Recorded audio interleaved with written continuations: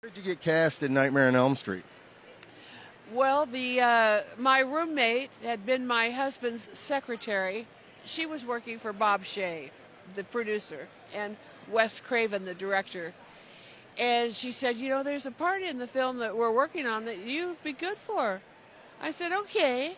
I went in and I met Wes, and he said, "Well, you're too young for the part." And I said, "Well, actually, I'm not because I'm 38 or 39. I was 30, going to be 39, so I'm still 38.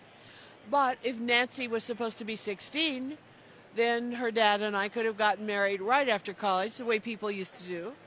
And I was the perfect age." And he said, "Okay." And I said, "And I can play older." And he said, "Okay."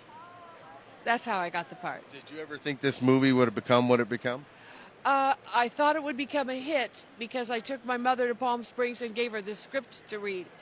Because it's it was a far out bloody movie, and I knew it might shock my parents, so I gave it to her to read in advance.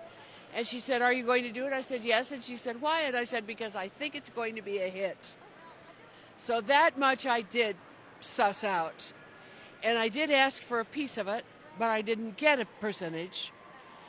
And no, I don't think anybody could have imagined that 40 years hence we would be sitting here in Detroit with fantastic people, even including children, coming up to greet us and make us feel important and appreciate us. And thank you, Wes, and thank you, Bob Shea. And it's a gift.